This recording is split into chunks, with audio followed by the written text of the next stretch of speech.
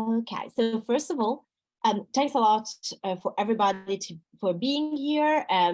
I see some familiar faces and some familiar names. So it's great that we can meet at least via Zoom. And I'm really honored to receiving this award and being able to talk about my work here.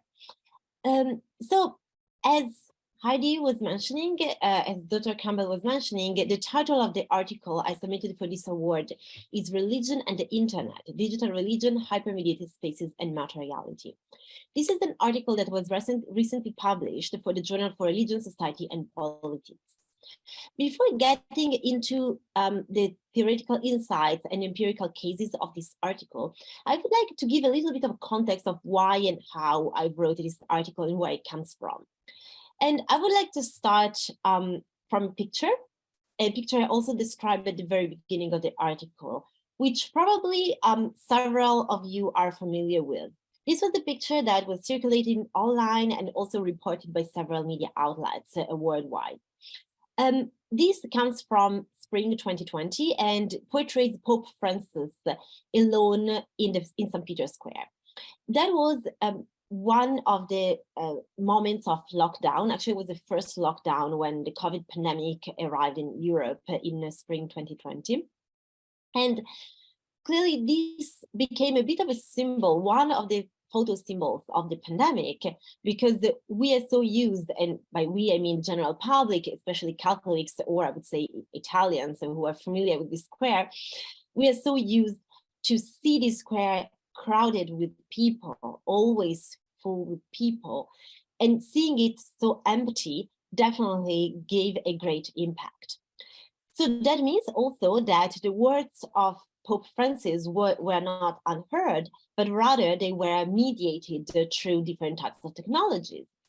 People had consumed them through television or the internet or other means of communication. It's important to notice that this is not something unprecedented. Actually, I'm using here the example of Pope Francis, but this is the same for several religious leaders from several traditions. They are used to broadcast their messages through various kind of media. And this is also not something that only pertains to digital technology, but is something that we have seen, I would say, from the very beginning of religion, so for the very beginning of history, but definitely something that intensifies with radio, television, newspapers, and now the internet, where a lot of religious leaders and religious organizations are using their messages online. However, it's also really important to think about how there are ways the lockdown, the pandemic, and the extensive use of digital technology are also changing the way we perceive religion and the way we understand certain religious practices, religious narratives, and religious discourses. So more or less at the same time, this picture was taken at Easter in 2020, more or less at the same time that when this picture was being taken, and I would say a lot of people like myself in the digital religious studies community were starting to think about the impact of lockdown on digital religion and digital religious practices. I was also preparing a keynote speech for the European Sociological Association, the Sociology of Religion Research Network. I was really, really excited for this conference, but of course, as you can imagine, it was summer 2020, so it never happened.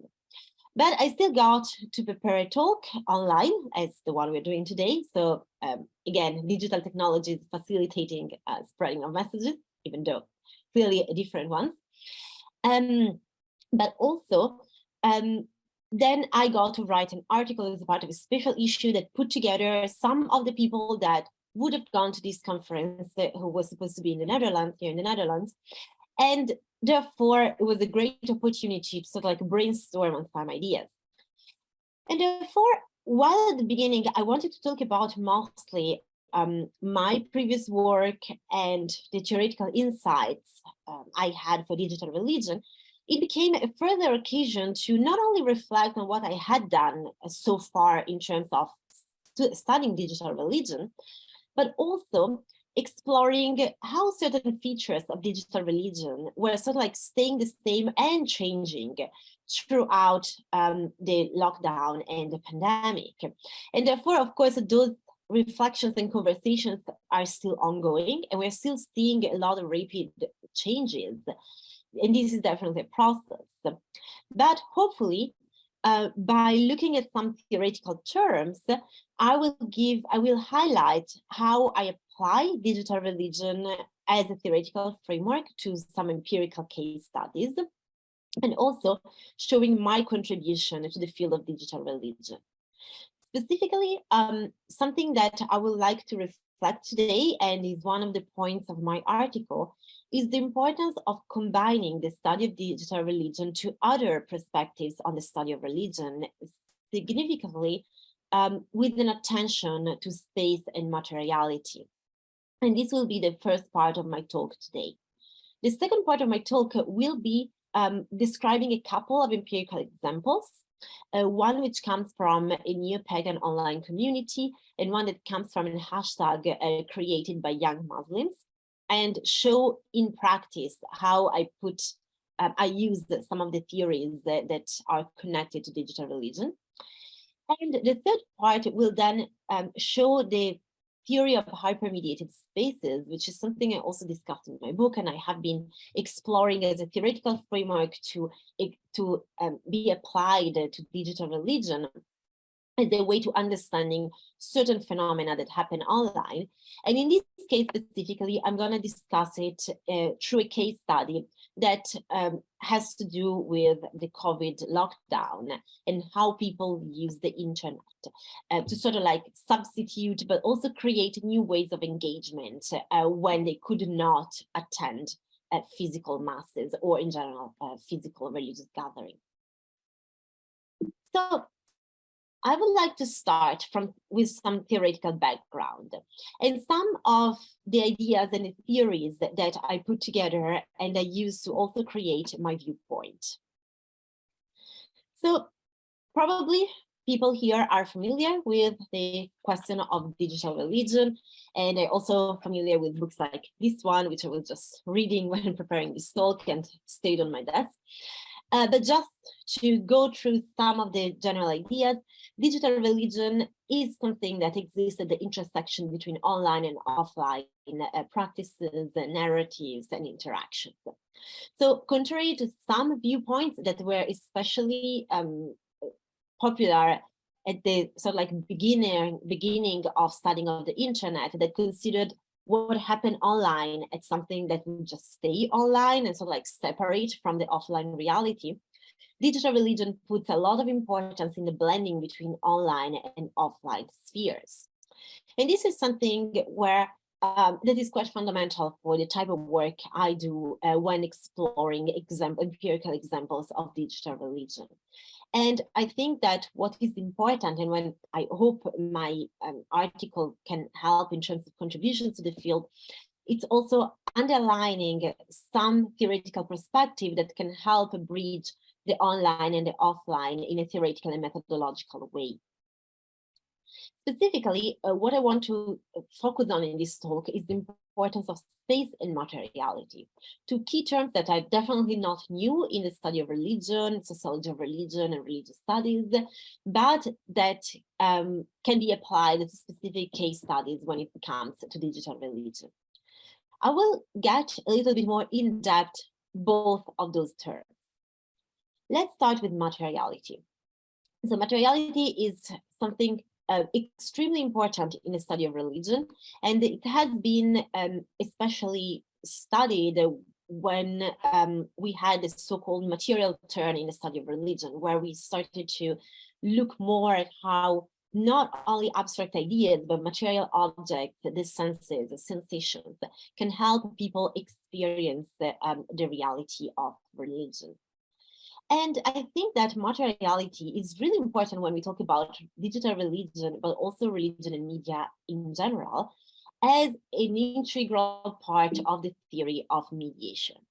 So mediation as media theory has been elaborated in various traditions, especially in South and North America, and means how people communicate through a medium and create meaning through media practices. However, for the study of religion, mediation also is connected with materiality in terms of being the way people experience religion also through material objects, material practices. And for that, I put here a quote from Birgit Meyer, who is an anthropologist, and probably many of you know of her work. And she said, posing a distance between human beings and the transcendental, religion offers practices of mediation that bridge that distance, that makes it possible to experience, and from a more distant perspective, one could say, produce the transcendental. So this is the mediation, and I'm putting this quote because Birgit Meyer then describes mediation as something that happens, for instance, through wood icons or statues or paintings or practices that bring people closer to the transcendental. So this idea of mediation is something that has to do with the practice of religion in terms of materiality. And I believe that this theoretical perspective can also be applied to the study of digital media and religion. Of course, when thinking about the internet, one could say that the internet is quite immaterial because there are some sensations, there are some objects that cannot properly be reproduced online. However, it's really important to think about the fact that all the devices that we are using, like right now we're probably connected through computers, tablets, and smartphones, those are material objects, are objects that can also be invested with some sort of religious meanings. Let's think about people, for instance, reading sacred texts on the phone, and then the phone becomes a fundamental tool, material tool to experience religion.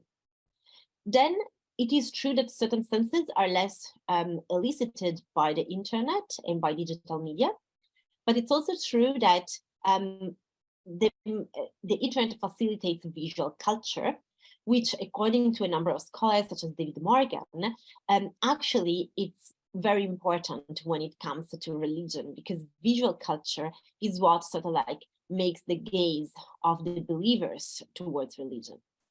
And then there are also a lot of practices that exist, once again, in between the online and the offline realm, that sort of like help rematerializing the religious experience.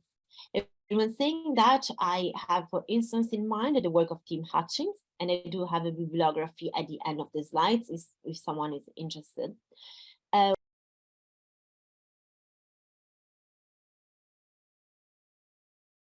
Urban diversity, the place and space of religion in different cities or in the nation state, but also the creation of religious spaces through practices and so forth.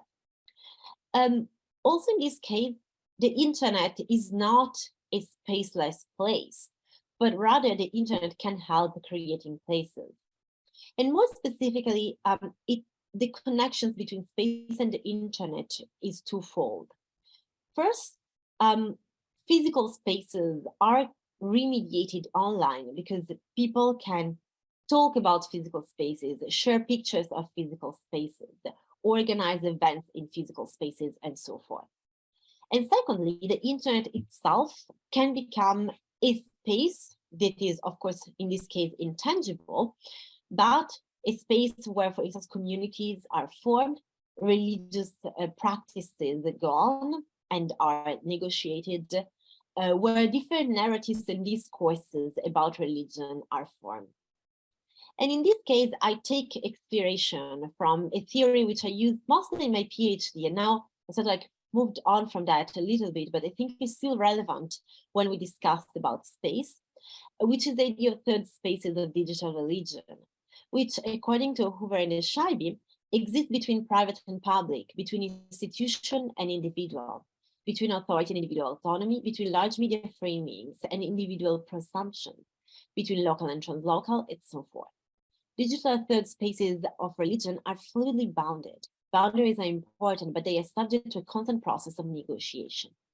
So with this theoretical viewpoint, it is possible to consider not the internet as a space in itself, but the internet and digital tools as giving the possibility to people of creating certain spaces, again, between online and offline experiences, because they can influence both, that are perceived as authentic and where people can live a certain type of religious experience that could not be lived in outside of the internet or without the aid of digital technology. So from this perspective, space is definitely connected to materiality, as I discussed before, but space, it's also something that has mental characteristics together with material characteristics. So it's not something that is physical and given, but space is also transformed and created. People create space through practices, through dialogue, through narratives, through coming together with the community. So these two ideas of space and materiality put together are, in my opinion and in my work, quite important to understand certain characteristics of digital religion. And it's something that I would like to discuss now with a couple of examples. So clearly, space and materiality are connected with each other and are two key terms that are useful to be used together. But I will now use one specific example for each one of those two key terms.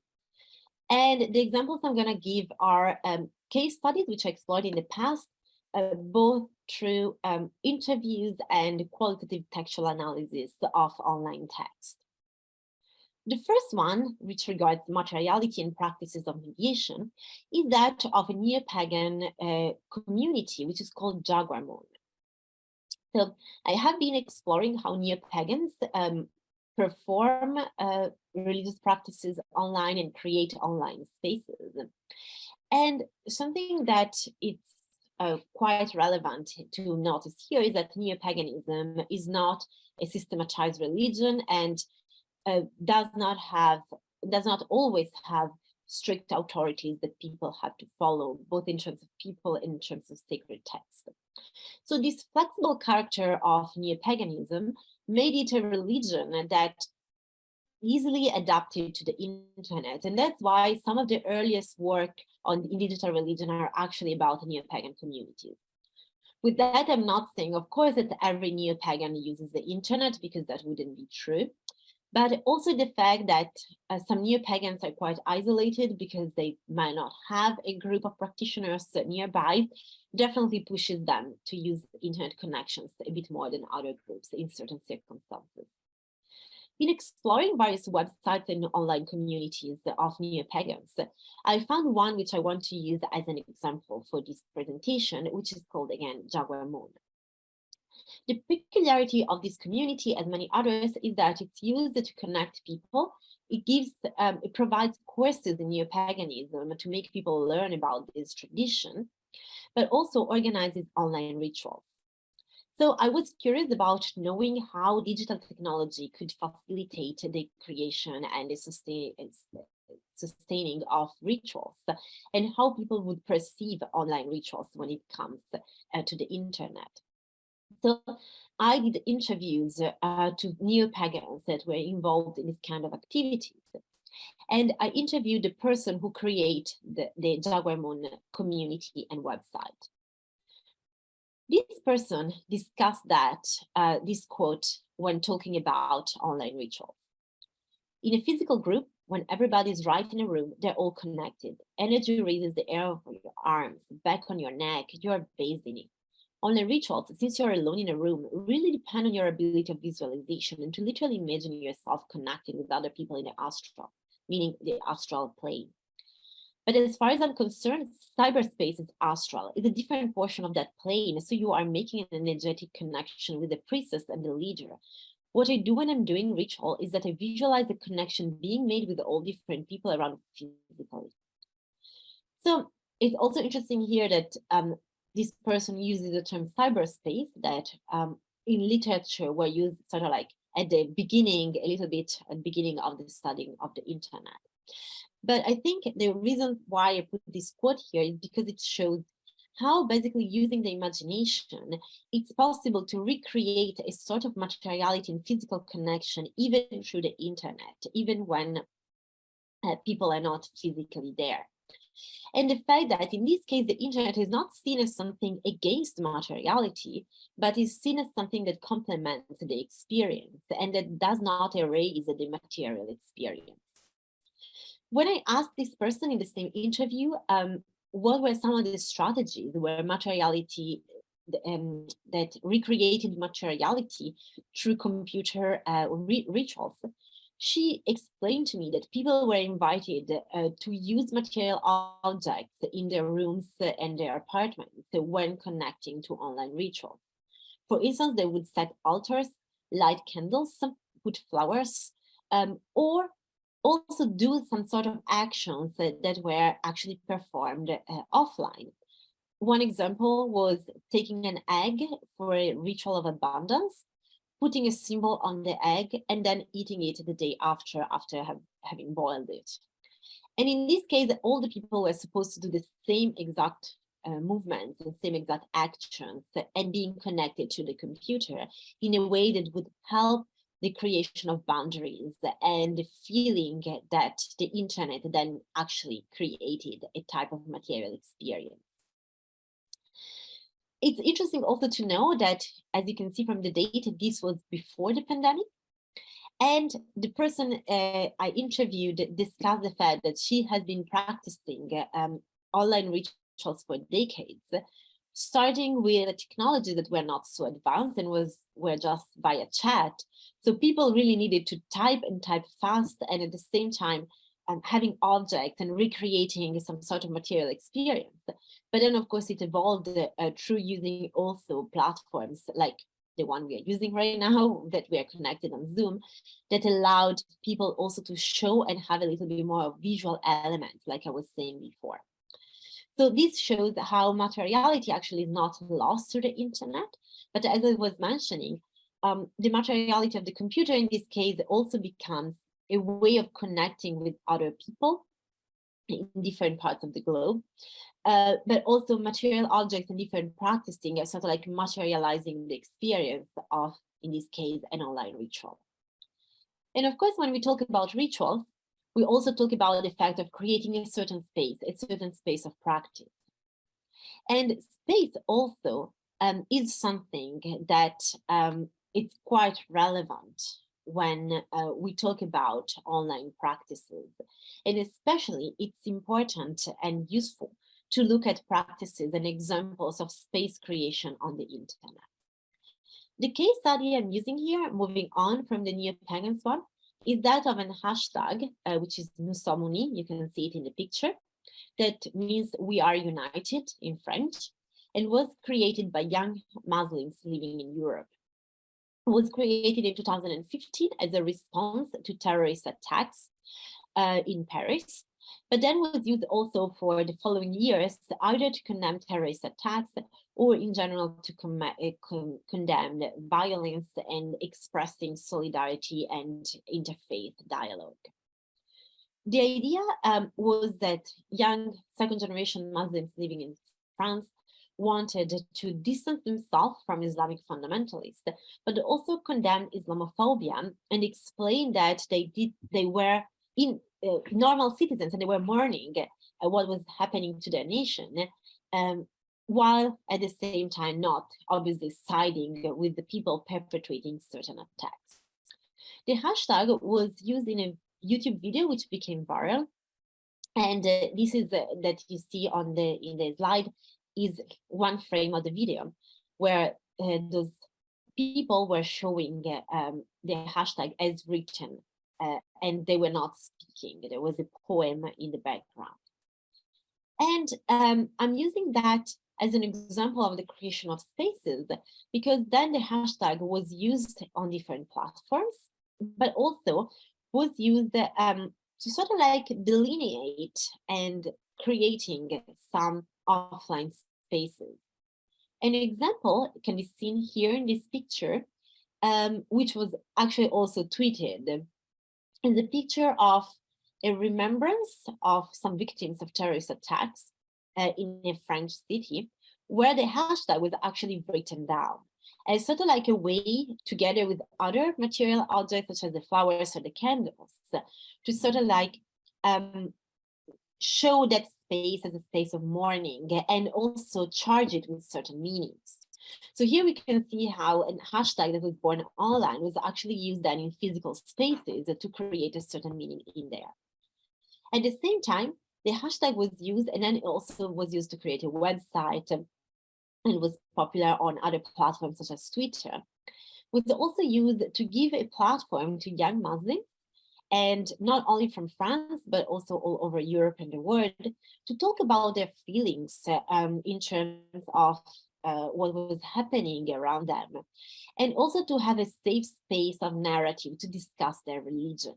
A safe space because, of course, it was safe from Islamophobia, but also it was a way to create community and a dialogue.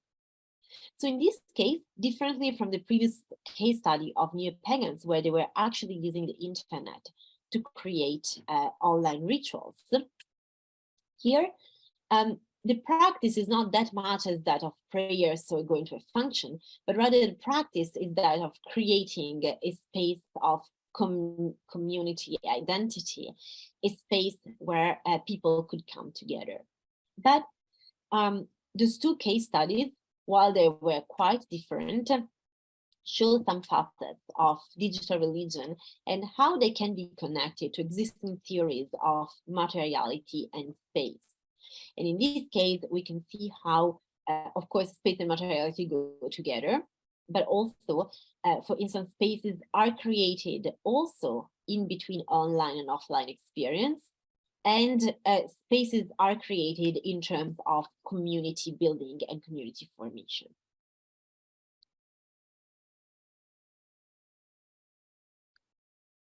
So having discussed some empirical examples of connected to theories of space and materiality, I would like now to move on to the idea of hyper-mediated spaces, which I have been exploring in my work.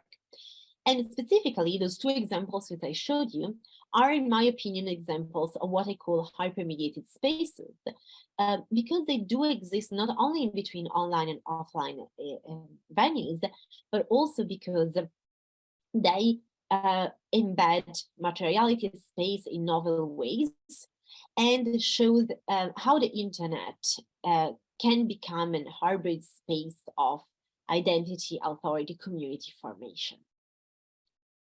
So let's go back to the digital religion idea that those examples of digital religion existed at the intersection between online and offline, something that we saw in those two case studies. The neo-pagans that are performing some actions offline while being connected online for a ritual, or the young Muslims who are using the internet to discuss their feelings and organize actions that then will happen offline. So I would like to complete this idea with also the notions and the theoretical frameworks of space and materiality. And putting together all these perspectives, I then talk about hyper-mediated spaces. In this case, as you can see, hyper-mediated comes directly from the theory of mediation. But I do consider them hyper-mediated because I take inspiration to some media theories that talk about hyper-mediation as a way of discussing mediation in the contemporary media system, so that is saturated with digital technology. In particular, I'm talking about the work of Carlos Scolari, who is a Spanish media theorist, and who discusses the hypermediation as an evolution of the mediation theory coming from South America and scholars such as Jesus Martin Barbera. This prefix hyper in this case means something that is accentuated, something that is beyond this enhanced. So when I talk about hypermediated spaces, I talk about mediation that happens through multiple platforms and multiple venues. And when I talk about venues, I'm not thinking only about media venues, such as different media platforms, but also offline venues, which, as I have shown in the examples, are actually important when talking about digital religion. And then I talk about spaces because, as I showed before, spaces become quite important. And space creation is one of the key features of digital religion. I would like now to illustrate the idea of hypermediation, which again also applies to the two case studies which I discussed before, with a specific example that comes from the lockdown pandemic. The reason why I want to illustrate this theory with this specific example is because while digital religion, as we know, have been studied for quite some time right now with the past 2 years and an intensification of the use of the internet from many religious communities which found themselves with no choices than to use the internet, definitely showed some new potential of the internet use. And as I showed before at the beginning of my presentation with the picture of Pope Francis, we find now some empty spaces that are remediated and hypermediated in different ways. This case study also regards Catholicism in Italy and also comes from spring 2020, so the first lockdown. As some of you may recall, the north of Italy was the first region that was affected by COVID when the pandemic hit. And the lockdown was particularly severe in the first month of 2020, to the point that people were prevented from even leaving their homes. So clearly, there was no possibility for people to attend any religious function or any religious gathering. However, tragically, many people lost their lives to that first wave of COVID, especially in northern Italy, where the contagion were really high. And in this specific case, this comes from a city in northern Italy, which is called Manerbia. There were 150 people who lost their lives in the first month of the pandemic, but it was impossible to have funerals for them because of people were prevented to do any gathering. So the local priest decided to have a mass live streamed on Facebook and then also reposted on other websites, a mass to honor the deceased. And this is the picture that comes from the mass that was live streamed. And on the banks on the church, instead of the people who could not be there were placed candles and flowers and tags with the names of the people who lost their lives to the pandemic. So seeing the empty spaces with those material objects were aimed at creating a strongly emotional impact, but also giving people from that town a way of mourning and coming together, even if just online. So the two things that I discussed before, also through the examples, the key terms of space and materiality are quite obvious in here. Materiality is what is attached to certain objects that were used in this mass, such as the candles, the flowers, the name tag. A candle in this case symbolized a person who lost their life. We know that candles are used in several religious practices. Also in the examples I showed before, neo-pagans using candles to get like next to the computer when doing online rituals, or candles being lit at places where people are mourning the victims of terrorism, right? And in this case, also, the symbology of the candle makes it a material object that stands for something else, so the person who is no longer with us. And the materiality of the candle is then used and remediated or hypermediated online as something that people would see as a symbol. But also space becomes quite important here.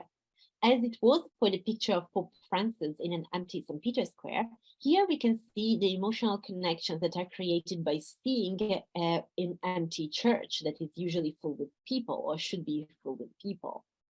But at the same time, the space, which is an actual physical space, because this is an actual church and the mass was being said, it's then consumed through digital technology, and therefore it's consumed by people at home that can see and feel and imagine certain space also through the idea of coming together.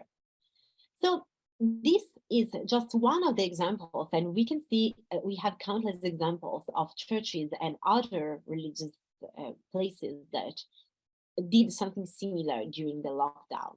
And we're still seeing some examples of that.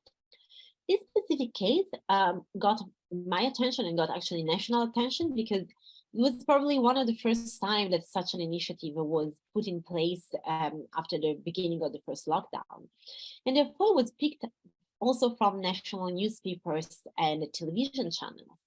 And a lot of people commented on that online, not only people from that specific city, but people that in general felt this was either a good idea or a bad idea, or felt some sort of connection with what was happening in the city of Manabia.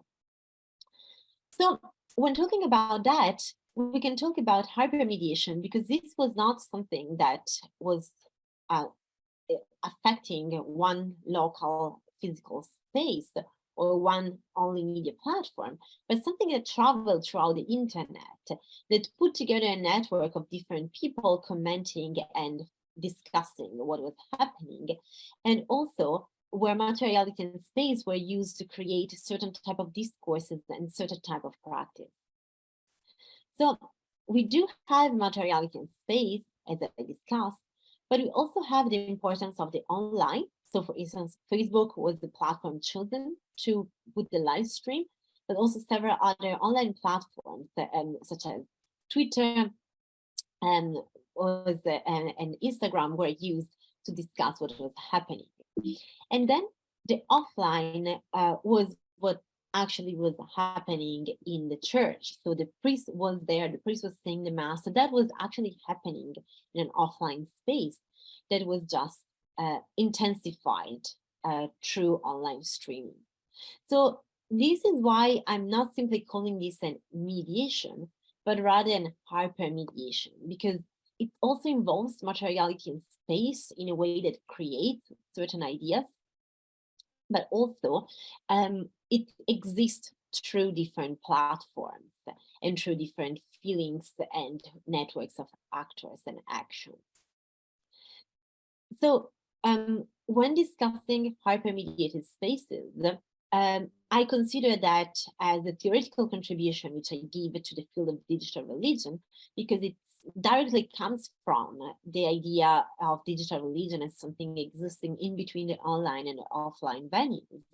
And also it's a way of bringing the attention to scholars in digital religion to also some other theories that can be used to integrate the theory of digital religion, specifically for what comes for what is about materiality and space.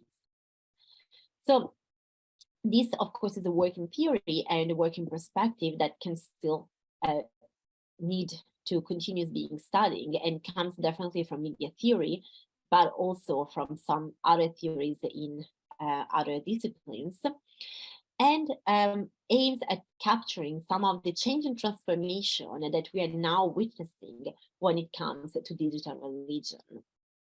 Also, from a methodological perspective, I think it's very important not only to analyze one single aspect of online practices and online religious communities, but rather try to look at the interconnections between, for instance, different platforms, or the interconnections between different groups and various narratives and practices.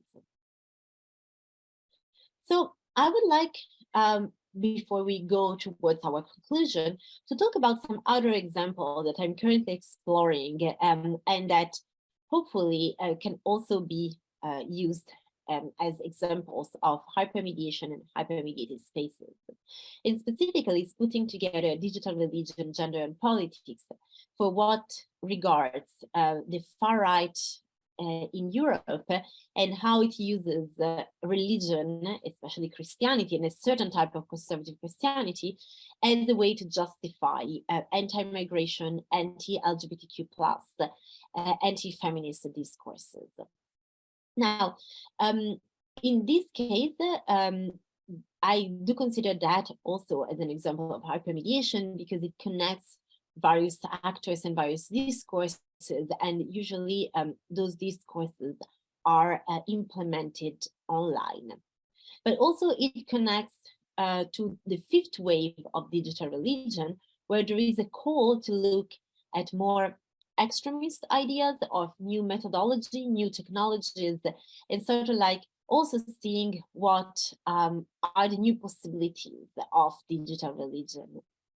And here I put some examples of. One is the new leader of Italy, far-right politician Giorgia Meloni. The other one is Pope Francis, which is probably the one you do recognize. And also the symbol of a so-called anti-gender group, which is a group against LGBTQ+ and feminist and reproductive rights. So all of those are kind of like connected in the sense that a lot of political discourses are using Christianity online to promote a certain traditional idea of family. And this is something that is not directly religious in the sense that it's not a religious practice, as it could be an online ritual or the live streaming of a mass, but rather it shows how digital religion should also look at how religion is used as a meaning-making practice, a meaningful narrative to justify certain political decision or certain action. So this is a little bit of my cliffhanger, which is hopefully the type of work which I will do in the upcoming years. And I would like now to move on to some concluding remarks on this presentation. So the first one is that by talking about hyper-mediated spaces, materiality and space, I think it's also important to think about some terminology we are using. I'm still comfortable using the terminology of online and offline because I think it makes sense for the type of work that I do and for the type of work that scholars in digital religious studies are doing. But I'm also aware of other thinkers such as philosopher Luciano Floridi, for instance, using new terminology like all life as something in between online and offline. And sort of like signaling how much people are continuously interconnected through digital technology. So this is something I propose and that hopefully will pique the brain of some people in thinking about maybe different terminologies or different ways in the future to think about how we name certain key terms that we use to talk about the internet and digital religion. Then something that I think is quite important is also the question of media avoidance, especially with the last case study I discussed about the live streaming of masses during COVID lockdown. For a lot of communities, it is almost impossible to avoid media and especially avoid the use of the internet. However, there are still certain limits and boundaries that are made. And this is something we saw a lot during COVID-19. So is it possible to baptize people online? What kind of rituals and practices are off limits when it comes to the online? And this is a question of authority, a question of community, which has been going on now for decades when coming to digital religion. But I think those issues are particularly intense right now when we are hopefully coming out of the pandemic lockdowns, where a lot of communities really had no choice avoiding using media, but they had to use digital technology if they wanted to continue to stay relevant with their believers. And then also the importance of looking at different contexts. So I gave some examples that comes from mainly Europe and North America. And of course, our contexts that are highly mediatized with a high use of internet and digital technologies. But it's also important to look at both the global and the local ramification of digital religion. And with that, I really hope that by putting attention to the material and spatial aspects of digital religion and proposing the theory of hyper-mediated spaces to understand some empirical examples and especially to understand the various connections between platforms and intensification of communication that characterize digital religion, I could give some new insights about how empirical case studies of digital religion can be theoretically explored. So I thank you very much for your attention. I'm looking forward to hearing your questions. And here, if someone wants to take a screenshot or a picture, I just put some of the works that I cited during this talk, and in general that can be interesting for people in the field of digital religion. So thank you very much. Well, I want to thank Giulia once again for a great lecture, a great overview of kind of your work and the contributions that it's making to our field of digital religion studies. And thank you for everyone who's participated today. We are going to now move on to the kind of formal part of of this presentation. So let's, I'm going to share my screen real quickly. So, the reason we are gathered here is to congratulate Giulia on this research that she's done.